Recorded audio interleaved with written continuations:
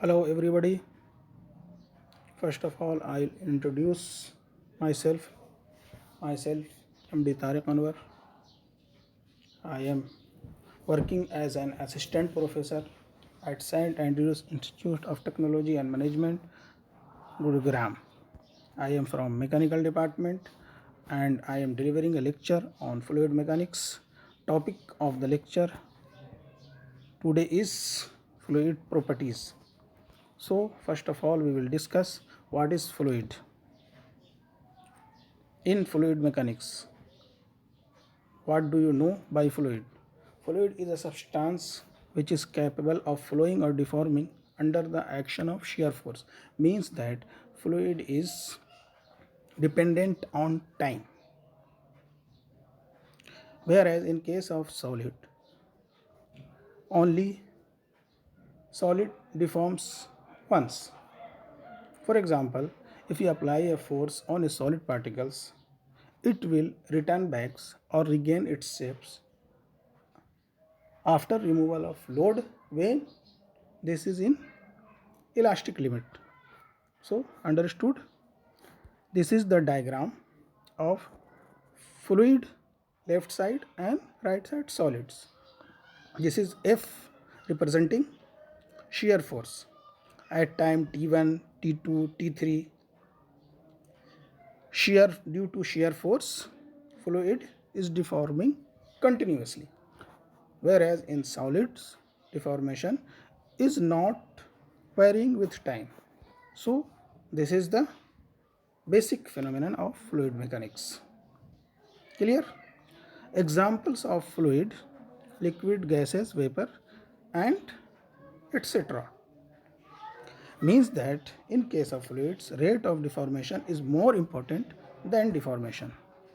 So, very important point, which is note point. In a static fluid, there is no shear force. Means that when the fluid is in a still condition, there is no shear force is acting on the fluid. Now we will discuss about fluid properties. So, first fluid properties is density or mass density. Generally, from this chapter, in ES or engineering services, 3 to 4 questions comes. So, what is density or what is mass density? It is the ratio of mass of the fluid to volume. Its unit is kg per meter cube.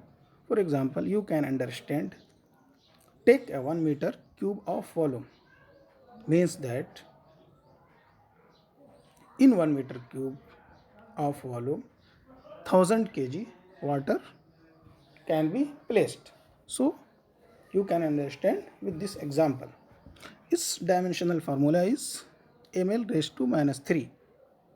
Density of water for all purposes is taken as 1000 kg per meter cube.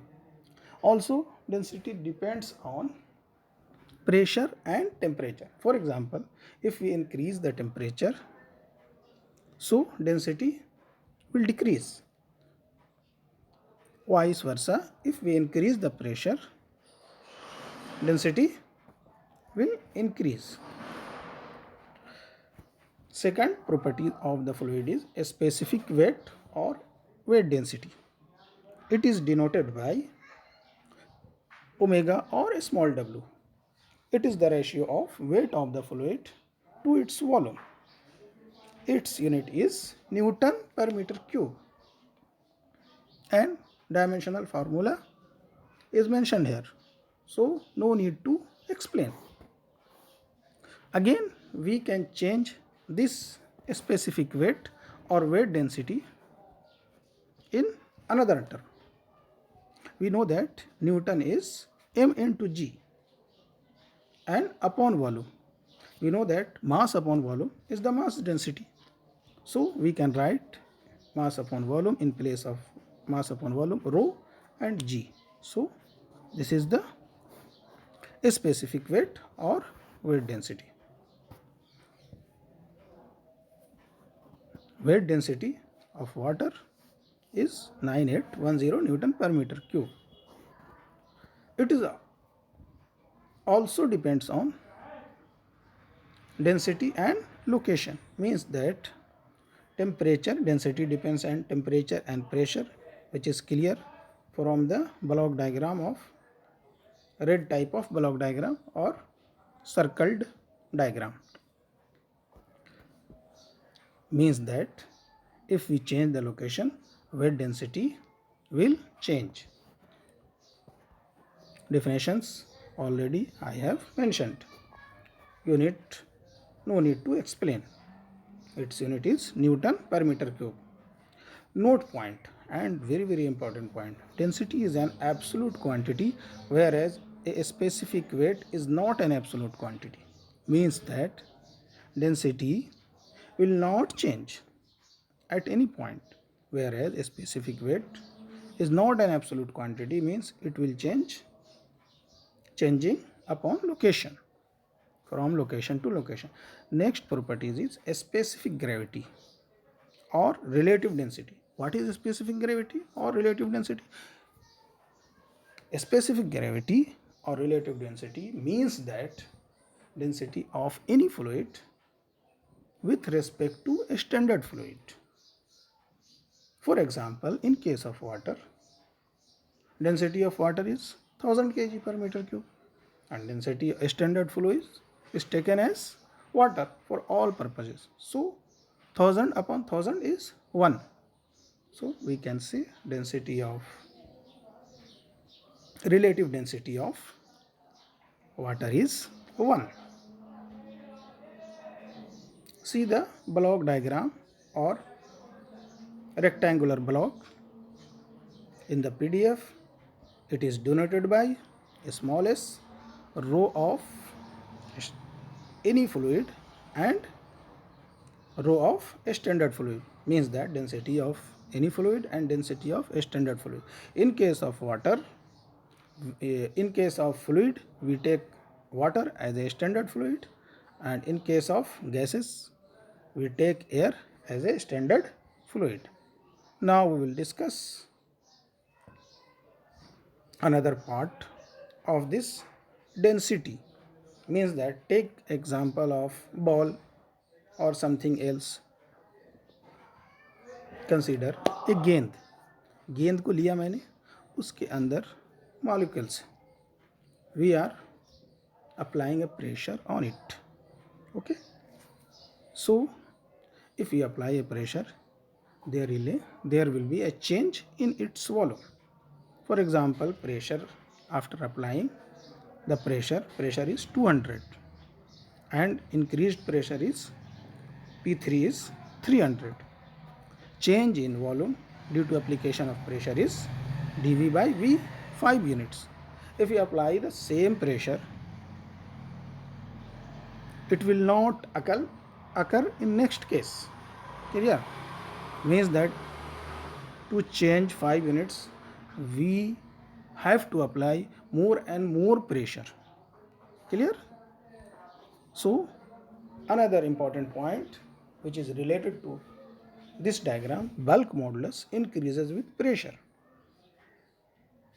This is because of higher pressures. To bring same change in volume, greater pressure differences are required due to large resistance at higher pressure. Generally, from this note point, object questions are asked. Next is topic is isothermal bulk modulus of an ideal gas. Means that we know that bulk modulus is defined as by the formula rho dP upon d rho, and we know that gas constant or gas formula is PV is equal to mRT. Here we are shifting or rearranging the term P equal to m upon V RT. We can write m upon V rho, so P equal to rho RT. Again differentiating the term dP upon d rho, means that differentiating the pressure with respect to density. So we are getting RT. So we can write KT isothermal bulk modulus, T representing isothermal. Okay, so this is rho into RT. Clear? So KT equal to rho RT, but KT equal to rho RT, but here KT equal to P in rectangular block. From where it comes, or it is coming from where? This is P equal to rho RT. So we can write in place of rho RT equal to P. Again, if we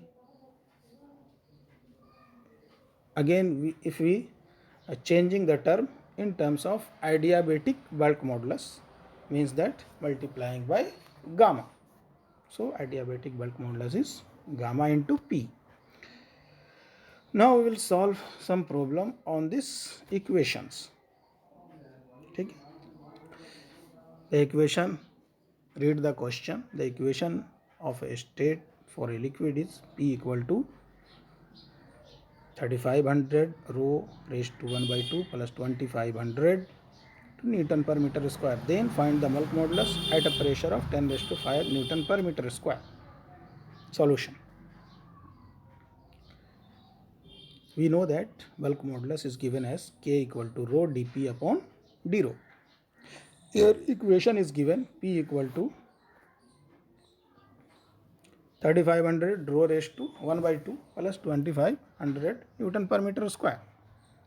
Differentiating the term with respect to density, we are getting the term 35 half rho raised to 1 by 2 minus 1 plus 0, because 2500 is a constant term. Again we can arrange the term which is showing by the arrow. P minus 2500 equal to 3500 P raised to 1 by 2. So final term in case of dP upon d rho, or after differentiating, half 3500 rho raised to 1 minus 1 by 2. But we know that K equal to rho dP upon d rho equal to, we can write rho raised to 1. If nothing is given, means that power is 1 into dP upon d rho, putting the value of dP upon rho in this equation. So we are getting half 3500 rho raised to 1 by 2. Therefore K equal to half in the bracket P minus 2500. From where it is coming? See the above equation, or after arranging the term, we are getting 3500 rho raised to 1 by 2 equal to P minus 2500. Putting the value of P in this equation, which is 10 raised to 5, we are getting the answer 48,750 Newton per meter square. Now we will discuss second question. Read the question first. An increase in pressure of 2 bar decreases the volume of a liquid by 0.01%. Then find the bulk modulus. Again we know that K equal to dP minus dP upon minus dV upon V. Clear? Here change in pressure dP is given 2 into 10 raised to 5 Newton per meter square. 2 bar means 10 raised to 5. And volume of liquid is changing 0.01%. So minus dV upon V equal to 0.01 upon 100. Putting the value of dP and minus dV upon V in this equation, we are getting the answer K equal to 2 into 10 raised to 9 Newton per meter square. Clear? Now we will discuss third question. When a pressure on a given mass of a liquid is increased from 3 megapascal to 3.5 megapascal, the density of liquid increases from 500 kg per meter cube to 501 kg per meter cube. Then find the bulk modulus of liquid. First of all, it is obvious the formula of bulk modulus. which is K equal to rho dP upon d rho. Here, change in pressure or dP 3.5 minus 3 means which we are getting, that is 0.5 megapascal, which is the change in pressure, the value of dP. Again, rho is 500 kg per meter cube. Change in rho or change in density 501 minus 500 means that 1 kg per meter cube. So the value of d rho equal to 1. Putting the value of dP and d rho in the equation, and rho is given in the question, that is 500. So after solving this, we are getting the answer K equal to 250 megapascal.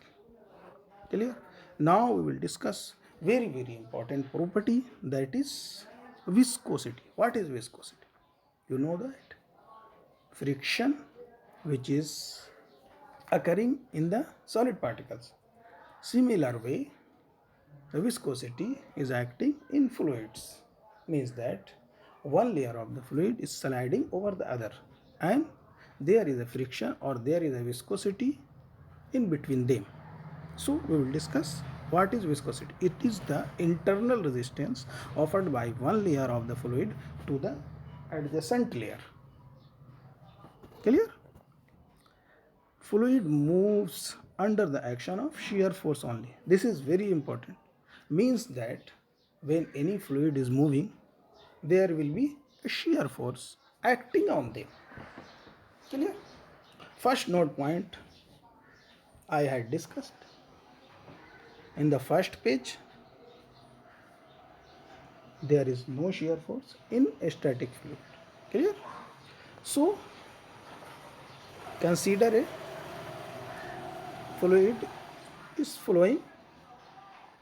So we are taking a small section or a small part of the fluid.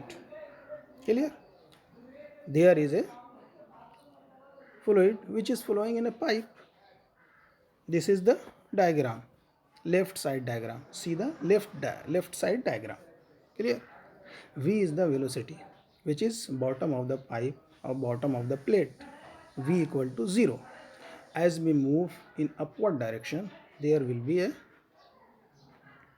increase in velocity. Clear? Taking a small section, dy means that height of the or width of the layer which I am taking is dy.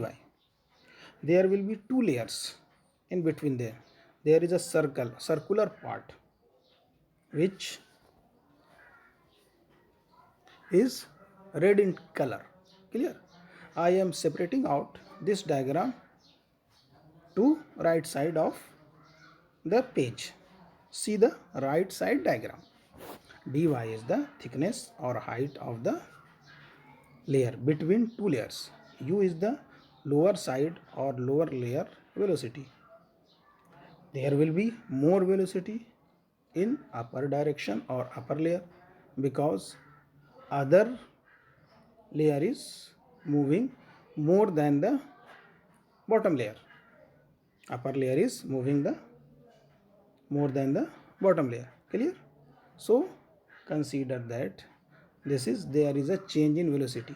So we can considering there is a change in velocity u plus du, which is the change in velocity. Clear? So we know that velocity distance upon time. Clear? So distance will be velocity into time. To excess distance means velocity will be more. I have already explained.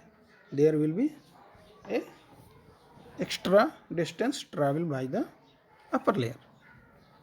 So we can write distance is equal to du, a small change in velocity, dt a small time.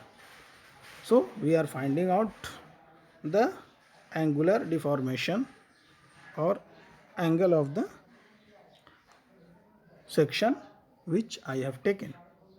So we can write tan d theta, which is du into dt upon dy. Clear? because angle is very small, so we can write mathematically d theta equal to du into dt upon dy. Again we know that there is a very important, we want rate of deformation in the fluid, so we can say here rate of deformation will be d theta, angular deformation, angular change in the fluid with respect to time, equal to du upon dy. Clear? Again we know that shear stress is directly proportional to d theta upon dt. If we remove the proportionalist sign, so there will be equation tau equal to mu d theta upon dt, or we can write again mu equal to tau d theta upon dt.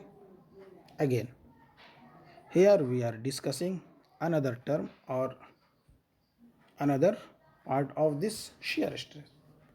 Consider that, or assume that, we know that shear stress is, formula of shear stress is force upon area. Clear? If we are taking area will be a constant, for example taking an example of plate, area of the plate is constant.